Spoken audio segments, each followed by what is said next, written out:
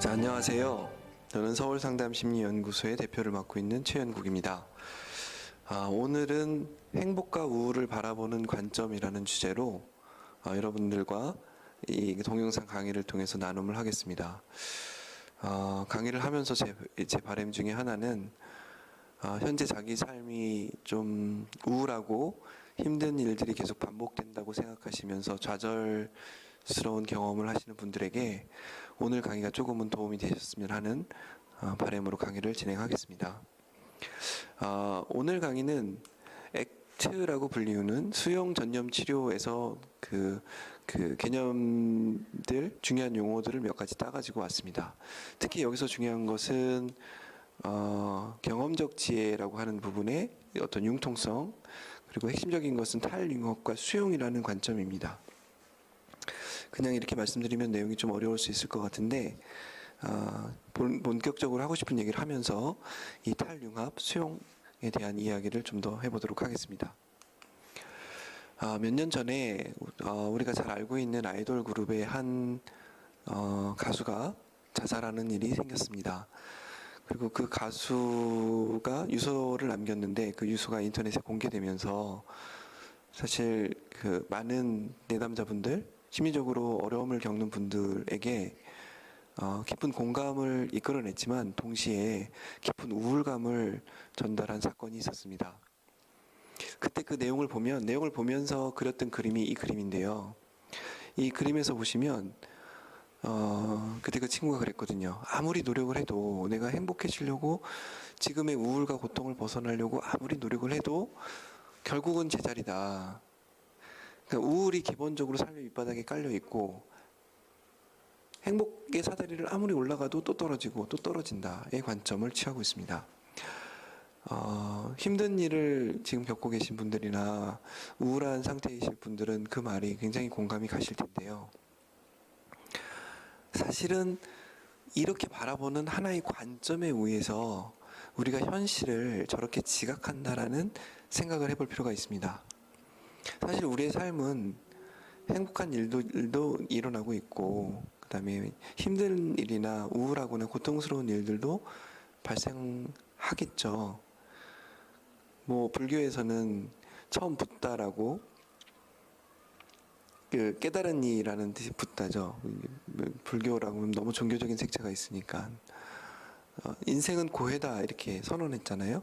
왜냐하면 우리가 살아가면서 사랑하는 사람이 아플 수도 있고 사랑하는 사람이 죽을 수도 있고 내가 아플 수도 있고 내가 죽을 수도 있고 내가 원하는 걸 갖지 못할 수도 있고 내가 노력했는데 떨어질 수도 있고 삶이라는 조건 자체가 우리가 원하는 행복을 항상 가져다 주지 않기 때문에 우리는 늘 이러한 우울이라는 것을 경험할 수밖에 없습니다. 그런데 내 삶에서 이런 우울은 이제 없어져야 돼. 완전히 깨끗해져야 돼. 나는 다른 사람들처럼 행복의 사다리를 타고 행복으로 올라갈 거야. 내 삶은 행복만 있어야 돼. 이런 식으로 생각을 한다면 정말 이루어질 수 없는 그런 세상을 생각을 하시는 거예요. 근데 그러니까 결국은 행복과 우울한 상태가 반복적으로 주기적으로 온다는 건데 우울한 상태에 빠질 때마다 내 인생은 결국 노력해봐야 제자리야. 나는 뭐 도저히 어떻게 해볼 수가 없어라는 생각에 갇히게 된다면 살아가는 게 너무 힘들게 된다는 거죠. 자, 똑같은 사람이 똑같이 행복과 우울을 경험하는 사람이 이렇게 생각을 할 수도 있습니다. 행복과 우울에 웅덩이가 있다고 생각을 해보세요. 그러면 어차피 우리의 삶은 행복도 잠시 경험하는 거고 우울이나 고통도 잠시 경험하는 거니까 두 웅덩이를 풍덩 빠지면서 결국 내가 원하는 삶의 방향성과 의미를 쫓아서 앞으로 나아가는 거다. 이런 관점을 취할 수 있습니다. 내가 노력했는데 결국 나는 우울한 감정에 또 빠졌어가 아니라 우울한 감정에 빠질 수도 있고 또 오늘처럼 날씨가 좋은 날은 공기도 좋고 날씨도 좋은 이런 봄날은 또 행복한 느낌에 빠질 수도 있고 우울과 행복은 삶에서 계속 반복되는 하나의 현상일 뿐이구나 라고 기꺼이 우울을 수용할 수 있다면 우리 삶의 한 단편으로 기꺼이 우울과 고통을 그냥 한 조각으로 받아들일 수 있다면 삶이 그렇게 힘들지 않다는 거죠. 살아볼 만하구나라는 생각을 중간중간 하게 됩니다. 근데 여기서 액트 이론을 아까 이론적 토대라고 말씀드렸는데, 한 가지 우리가 생각해야 될 부분은, 이렇게 우울이나 고통스러운 생각과 싸우고 그것을 제거하려고 마음에서 다시 반추하고 또 생각하고 후회하고 이런 작업을 하면서 하루에도 몇 시간씩을 허비한다는 거죠. 근데 우울과 고통을 행복과 마찬가지로 풍덩풍덩 하면서 사는 거다라고 받아들이면 하루에 몇 시간씩 허비하면서 살았던 그 삶을 다시 반복하지 않아도 되고, 그러면 그 몇 시간이라는 시간에 어떤 시간적인 그 공백이 생기죠. 시간적인 공백이 생길 때 그 공백을 내가 삶의 어떤 방향을 갖고 살아갈 것인가 쪽으로 채워간다면, 그게 이제 그 우리가 가치, 내가 삶에서 어디를 향해 무엇을 향해 살고 싶은지 가치를 생각하고 이제 노력한다. 그래서 전념 행동이라고 불러요.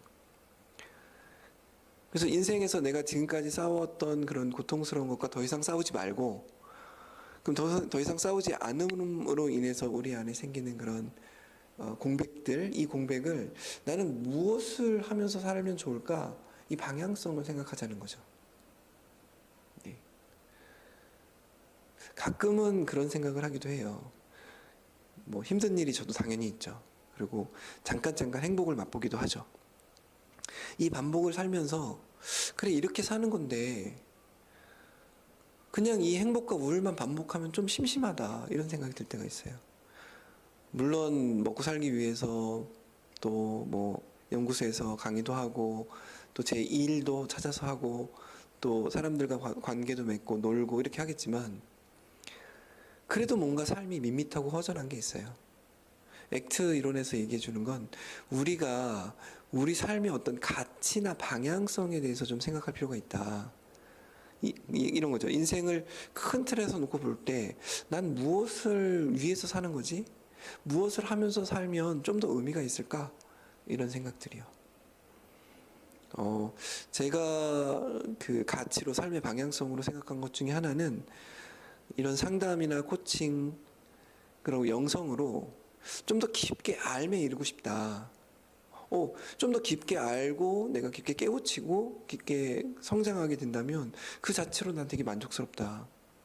그리고 이왕이면 혼자 알고 그냥 혼자만 깨닫고 있으면 그 의미가 좀 퇴색되니까 좀 사람들에게 나눠주고 싶다. 이런 강의도 이런 어떤 제가 삶에서 그 나아가고 싶은 그 방향성과 일치하는 그런 행동일 수 있습니다. 그러면 행복과 불행을 풍덩풍덩 하면서 좀 더 깊게 성장하려고 하고 좀 더 사람들과 나누려고 하고 그렇게 살아가면 좀 나는 덜 심심하겠다. 이제 이렇게 사는 거거든요.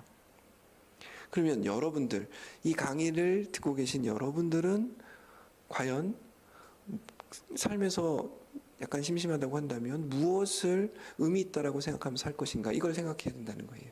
그래서 내가 힘들고 우울한 그 삶을 받아들이시고 싸우지 말고 그리고 내가 중요하다고 생각되는 가치를 향한 움직임을 만드셔야 돼요. 그래야 삶이 조금 더 안정적이고 행복하다는 느낌을 좀 더 가질 수 있어요. 네. 왜 우리가 이런 방향성을 가져야 안정적이 되고 좀 더 만족감을 얻으면서 살 수 있는지는 몰라요. 그냥 사람이 그렇게 만들어져 있어요. 그래서 긍정심리학에서 행복을 느끼는 사람들을 이렇게 여러 나라의 남녀노소 불구하고 여러 계층의 사람들을 조사를 해보면 제 1순위로 나타나는 게 삶의 방향성이에요.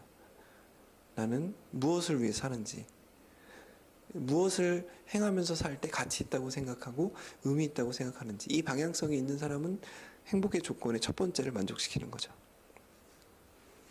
그래서 이렇게 생각하지 마시고 내가 지금 또 힘든 일에 빠졌어 이렇게 생각하지 마시고 이렇게 생각하는 거예요. 행복한 쪽에서도 경험을 한다고 우울도 왔다가 고통도 왔다가 또 행복도 왔다가 그렇게 사는 거다. 이렇게 생각하시면 좀 더 좋을 수 있습니다. 한 가지만 더 말씀드린다면 탈융합에 대해서 이 용어가 좀 어렵죠. 불교에 이런 용어가 있습니다. 여기 나온 것처럼 존재나 현상은 그저 하나의 사건일 뿐 옳고 그름이 없다. 이거 음미해 보세요. 우리가 일어나는 사건이나 이런 현상들이 옳고 그름이 없대요. 그냥 하나의 현상일 뿐이고 이게 사실 와닿지 않죠. 그죠? 뭐 시험을 잘 보면 기분이 좋은 거고, 또 뭐 예를 들면 보너스를 타면 또 기분이 좋은 거고, 세상에 옳고 그름이 너무 많은데 왜 이런 말을 했을까?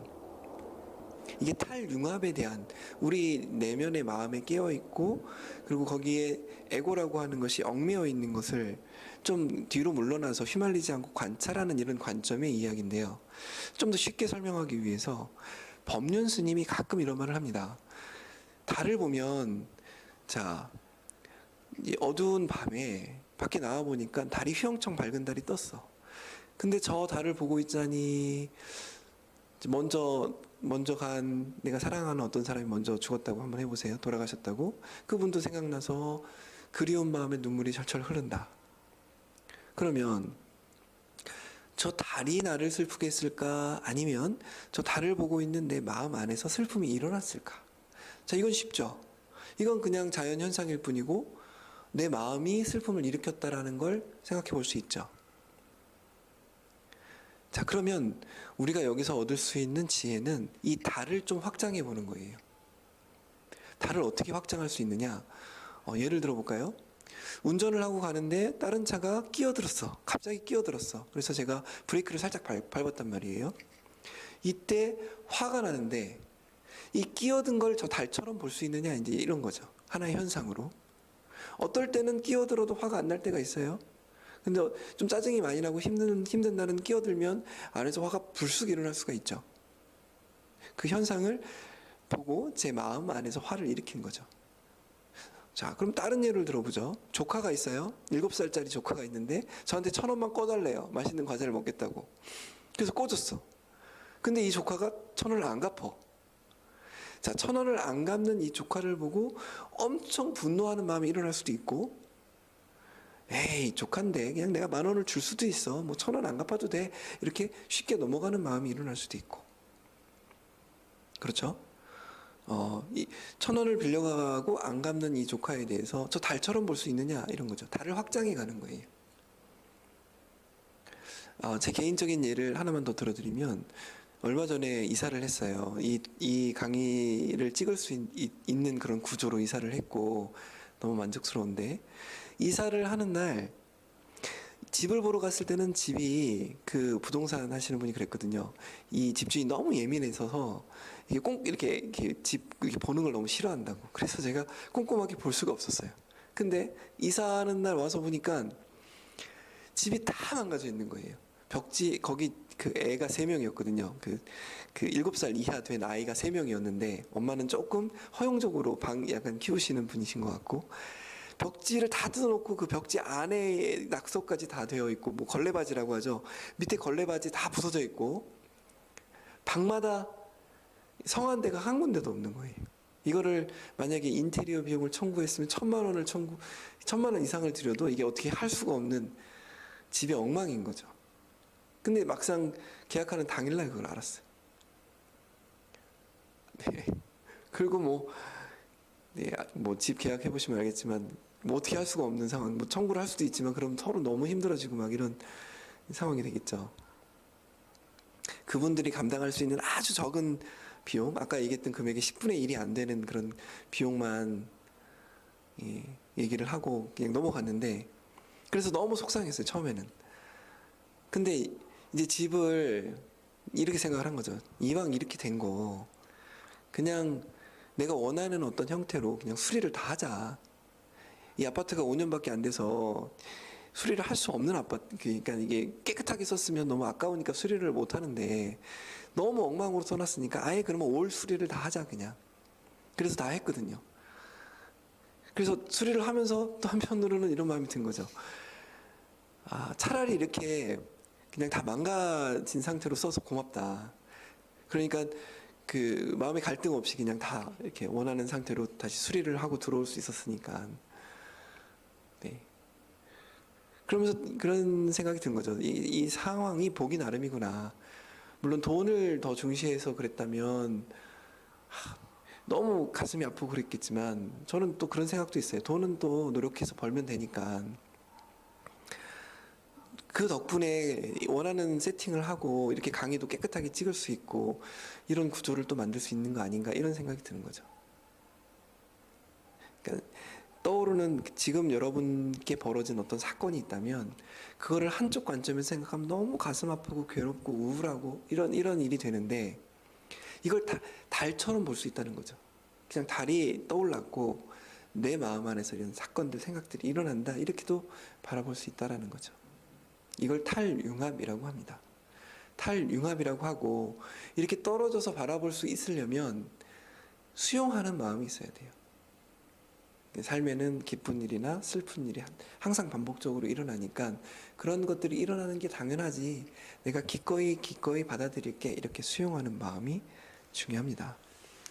그래서 결론적으로 말씀드리고 싶은 점은 지금 잠시 힘들고 고통스러울 때 거기에 너무 집착해서 휘말려 들어가지 말라. 융합하지 말라. 고통과 자기를 하나처럼 생각하지 마시라. 이게 첫 번째고요. 행복과 우울은 반복적으로 일어난다. 풍덩 하면서 내 삶의 의미와 가치를 향해서 나아가는 거다. 이 관점을 받아들이면 좀 더 유연함, 심리적 유연함이 생긴다라는 걸 기억해 주세요. 그리고 아까 달을 생각하시면서 한 걸음 떨어져서 내 마음에서 일으키고 있다라는 것을 바라볼 것. 그렇게 하면 내가 막 너무 나락으로 계속 떨어지는 것 같은 이런 심리, 이런 우리 마음이 만들어내는 그런 허상, 여기에서 더 이상 빠져들어가지 않을 수 있습니다. 매 순간 깨어 있으시고 사건이 일어날 때 내 마음에서 무슨 일이 벌어지는지를 잘 들여다보시면 좋겠습니다. 오늘 강의를 마치면서 함께 하기를 소망합니다. 일주일에 2번 정도씩은 이런 동영상 강의를 매번 올려드릴 거예요. 상담에서의 인사이트를 기반으로 해서 여러분들이 삶에서 좀 더 행복하고 심리적으로 유연함을 가질 수 있는 그 좋은 컨텐츠로 일주일에 2번씩 강의를 올리겠습니다. 그래서 구독 버튼 눌러주시고 새로운 강의가 올라갈 때마다 같이 나눠주시면 좋을 것 같아요. 그리고 서울 지역에서 사시거나 또는 서울로 오시는 게 크게 어렵지 않으신 분들은 서울상담심리연구소 홈페이지에서 참여 게시판에 무료 특강이라고 되어 있는 영역이 있습니다. 그 위치를 찾아보시고 제가 진행하는 이 강의들은 좀 더 긴 버전으로 좀 더 알차게 오프라인에서 강의가 항상 진행되고 있으니까 오셔서 직접 뵙고 강의를 듣는 것도 좋은 방법이라고 생각합니다. 오늘 2번째 강의였는데요. 함께 해주셔서 감사하고 오늘 하루도 평안하시고 행복했으면 좋겠습니다. 고맙습니다.